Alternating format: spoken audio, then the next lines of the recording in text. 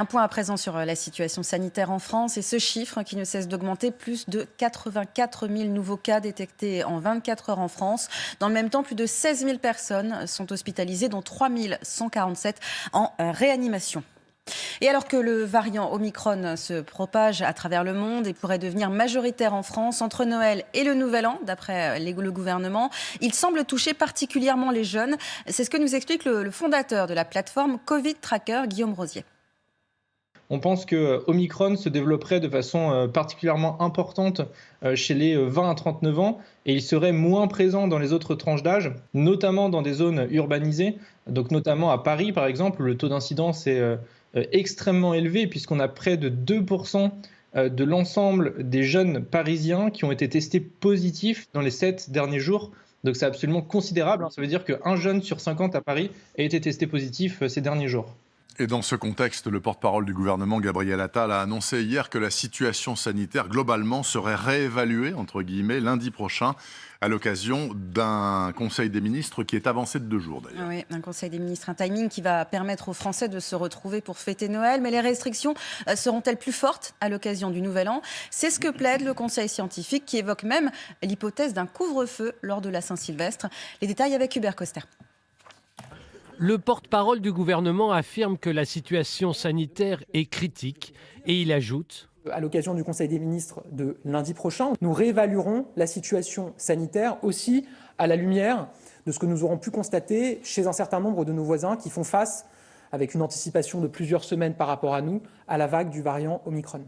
Une réévaluation des restrictions juste après Noël et en prévision de la soirée du Nouvel An.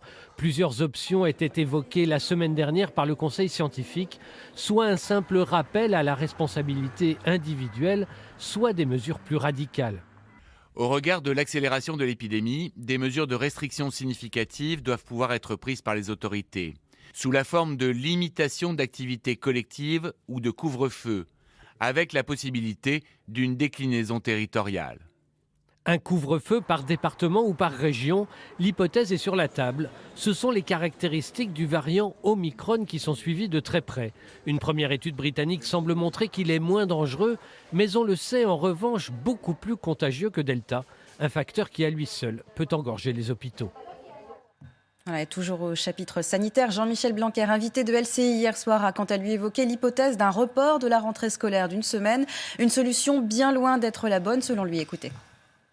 C'est le contraire du bon sens, oui, d'abord parce qu'une semaine ce serait pas suffisant si c'était la solution, mais en plus c'est pas la solution.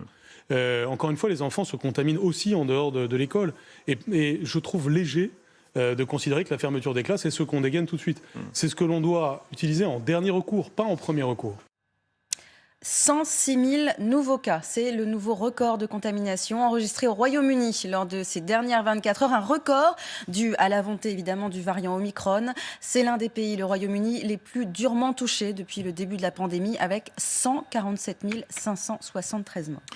En Allemagne également, le variant Omicron inquiète, et pas qu'un peu, et des restrictions ont été prises. Oui, depuis les annonces du chancelier Olaf Scholz, les Allemands préparent leur réveillon de Noël. Et la règle est toute simple. 10 invités vaccinés autour de la table et seulement 2 si les personnes n'ont reçu aucune injection. Des mesures qui seront peut-être respectées. Regardez ce reportage de Charline Nurel et Camille Chatillon. Haroun finalise les derniers préparatifs du repas de Noël.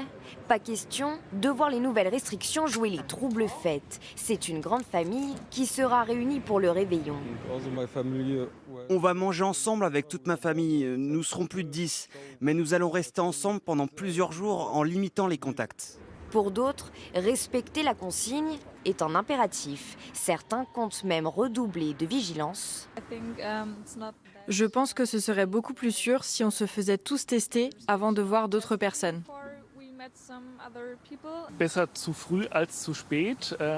Je ne sais pas exactement comment traduire l'expression pour vous, mais ça veut dire agir rapidement plutôt que trop tard. Le principal, c'est qu'on soit tous en bonne santé pour Noël. Même si la menace de voir le variant Omicron est prise au sérieux, certains habitants nous confient leur lassitude. Je pense qu'il y a eu beaucoup de restrictions les 2 dernières années et les gens en ont marre, ils veulent pouvoir profiter. Les spécialistes craignent notamment des rassemblements chez les jeunes le soir du 31 décembre. Avec ces restrictions, les autorités allemandes souhaitent surtout